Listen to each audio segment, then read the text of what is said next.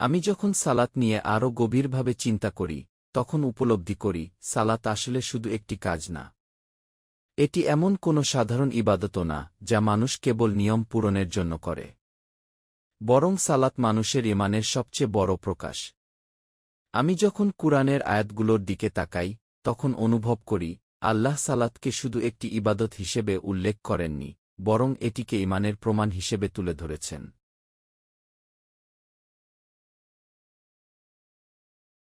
আমি সূরা আল বাকারাহর সেই ঘটনাটি নিয়ে ভাবি, যখন মুসলিমরা প্রথমে বায়তুল মুকাদ্দাসের দিকে মুখ করে সালাত আদায় করতেন।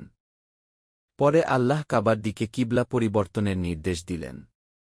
তখন ইয়াহুদীরা মুসলিমদের বলতে শুরু করল, তোমরা এতদিন ভুল দিকে মুখ করে নামাজ পড়েছ। তাহলে তোমাদের আগের নামাজ কি বৃথা গেল? আমি অনুভব করি এই প্রশ্নের জবাবে আল্লাহ যা বলেছেন সেটি অত্যন্ত গভীর। আল্লাহ বলেননি তোমাদের সালাত নষ্ট হবে না, বরং বলেছেন আল্লাহ তোমাদের ঈমান নষ্ট করবেন না।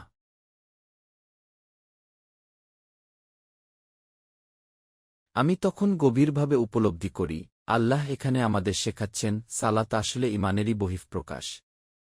একজন মানুষ যদি সত্যিকার অর্থে ঈমান রাখে, তাহলে সালাত তার জীবনে অবশ্যই জায়গা করে নেবে। কারণ সালাত ছাড়া ঈমান ধীরে ধীরে দুর্বল হয়ে যায়।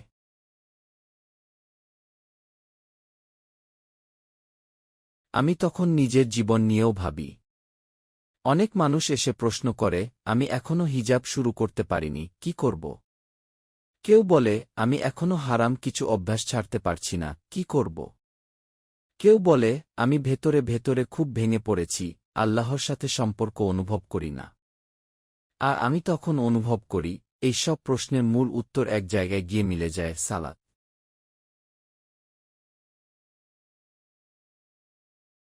আমি উপলব্ধি করি মানুষ হয়তো মনে করে, আমি তো এখনও মনোযোগ দিয়ে নামাজ পড়তে পারি না, আমি কিছুই অনুভব করি না, আমার দোয়া কবুল হচ্ছে কি না বুঝি না। কিন্তু আমি বুঝতে পারি তবুও সালাত ছেড়ে দেওয়া যাবে না। কারণ মানুষ জাহান্নামে গিয়ে প্রথম যেসব কথা বলবে, তার মধ্যে একটি হবে, আমরা নামাজ পড়তাম না।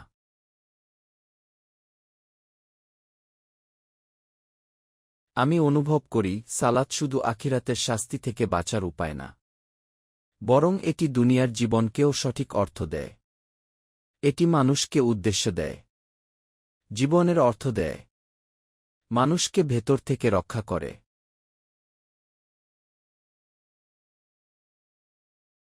আমি যখন কুরআনের সেই আয়াত নিয়ে ভাবি যেখানে আল্লাহ বলেন নিশ্চয়ই সালাত অশ্লীলতা ও মন্দ কাজ থেকে বিরত রাখে, তখন বিষয়টি আমাকে আরও গভীরভাবে নাড়া দেয়। কারণ আমি বুঝতে পারি মানুষের ভেতরে সবসময় কিছু খারাপ প্রবণতা থাকে। রাগ, কামনা, অহংকার, হিংসা, আসক্তি, গুনাহের টান, এইসব কিছু মানুষের ভেতরেই আছে।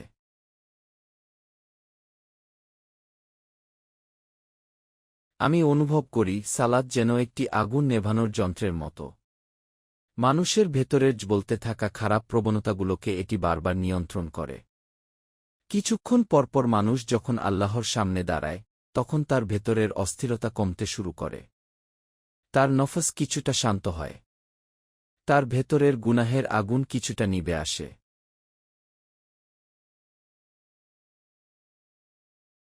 আমি উপলব্ধি করি আল্লাহ যখন বলেন আল্লাহর স্মরণ সবচেয়ে বড়, তখন সালাতই সেই স্মরণের সবচেয়ে বড় মাধ্যম।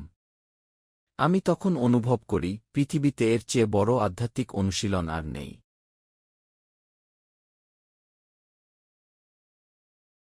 আজকাল মানুষ আধ্যাত্মিক শান্তি খুঁজতে কত জায়গায় যায়। কেউ মেডিটেশন করে, কেউ পাহাড়ে যায়, কেউ নির্জনতা খোঁজে, কেউ বিভিন্ন দর্শনের মধ্যে শান্তি খুঁজে। কিন্তু আমি বুঝতে পারি আল্লাহর সাথে সবচেয়ে গভীর সংযোগের পথ ইতোমধ্যেই আমাদের দেওয়া হয়েছে, সালাতের মাধ্যমে।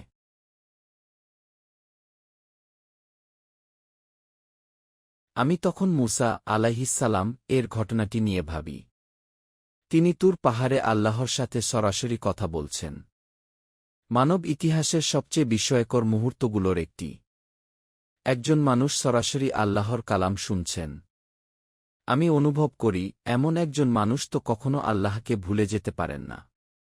কিন্তু তারপরও আল্লাহ তাকে বলেন, আমাকে স্মরণ করার জন্য সালাত প্রতিষ্ঠা করো।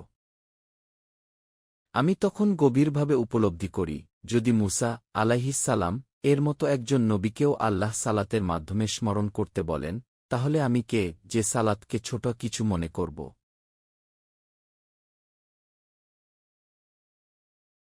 আমি অনুভব করি সালাতকে ছোট করে দেখার মানে হল আল্লাহর সাথে সংযোগের সবচেয়ে বড় দরজাটিকে অবহেলা করা। আমি তখন আবার জাহান্নামের মানুষের কথাগুলোর দিকে তাকাই। তারা বলবে, আমরা সালাত পড়তাম না। আমি বুঝতে পারি এর মানে শুধু এই না যে তারা কিছু রাকাত নামাজ মিস করেছিল, বরং তারা আল্লাহর সাথে সম্পর্ক হারিয়ে ফেলেছিল। তারা নিজেদের চরিত্র রক্ষা করতে পারেনি, নিজেদের আবেগ নিয়ন্ত্রণ করতে পারেনি, নিজেদের নফসকে লাগাম দিতে পারেনি, কারণ তাদের জীবনে সালাত ছিল না।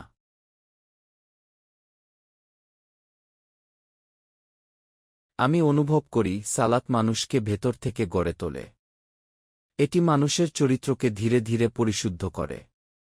এটি মানুষকে গুনাহের বিরুদ্ধে লড়াই করার শক্তি দেয়।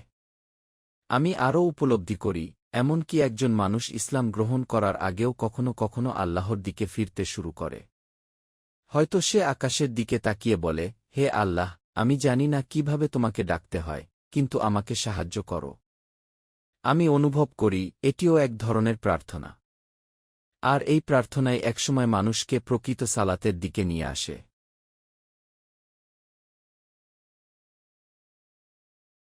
আমি তখন কুরআনের শিক্ষার গভীরতা নিয়ে চিন্তা করি।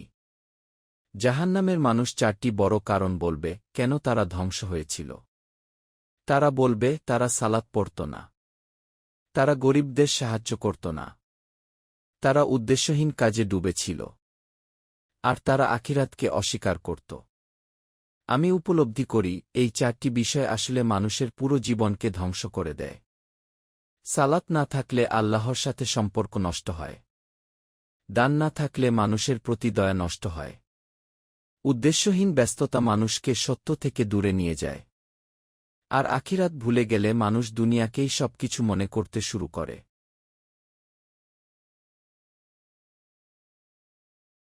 আমি অনুভব করি কুরআনের শিক্ষা শুরু থেকে শেষ পর্যন্ত একই সত্যকে বিভিন্নভাবে মানুষের সামনে তুলে ধরে। মানুষ যেন ধীরে ধীরে সেই সত্যকে নিজের হৃদয়ের ভেতরে গ্রহণ করতে পারে। তখন আমি নিজের জীবন নিয়েও গভীরভাবে ভাবি, আমি কি সত্যিই সালাতকে আমার জীবনের কেন্দ্র বানিয়েছি, নাকি আমি এটিকে শুধু একটি রুটিন হিসেবে দেখি? আমি কি সালাতের মাধ্যমে আল্লাহকে স্মরণ করি, নাকি শুধু দায়িত্ব শেষ করি?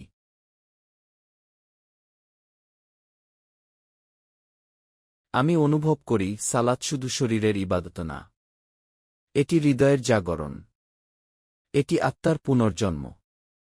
এটি মানুষকে বারবার দুনিয়ার অন্ধকার থেকে বের করে আল্লাহর নূরের দিকে ফিরিয়ে আনে।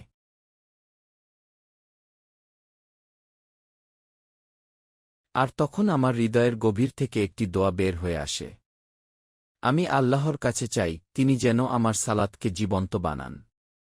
তিনি যেন সালাতের মাধ্যমে আমার ঈমানকে শক্তিশালী করেন। তিনি যেন আমার ভেতরের অশান্তি, গুনাহ এবং অন্ধকারকে দূর করে দেন।